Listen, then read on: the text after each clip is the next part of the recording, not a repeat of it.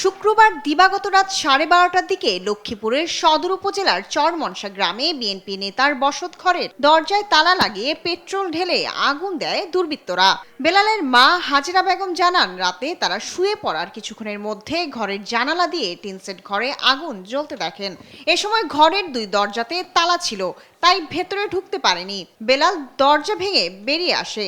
পরে বেলালের স্ত্রী নাজমা 2 হাতে করে 4 মাস বয়সী আবির হোসেন ও 6 বছর বয়সী হাবিবকে নিয়ে বেরিয়ে আসে। ঘরের একটি কক্ষে তার নাতনি সালমা, সামিয়া ও সানজু ঘুমিয়েছিল। তাদের মধ্যে দুজনকে অগ্নিদগ্ধ অবস্থায় বের করে আনা সম্ভব হয়েছে, কিন্তু ছোট মেয়ে সানজু ঘরের মধ্যেই পুড়ে মারা গেছে। তিনি দাবি করেন, দুর্বৃত্তরা টিনসেট ঘরের দুটি দরজায় তালা দিয়ে আগুন ধরিয়ে দেয়।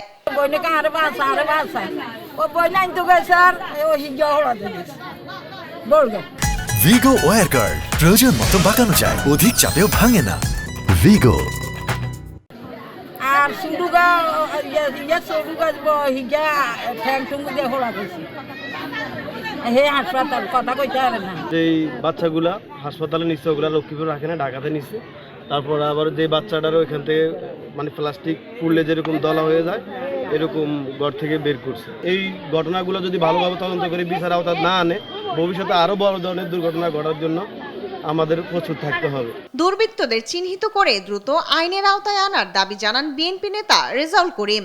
যারা এই ঘটনা ঘটেছে তাদের জন্য অতি সত্বর এবং সরকারি প্রশাসন যেন তাদেরকে তদন্ত মাধ্যমে তাদের গ্রেপ্তার করা হয় এবং এদের বিচার করা হয়, এবং আমরা তার এই হত্যার এই বিশ্বাসের পাশে চাই।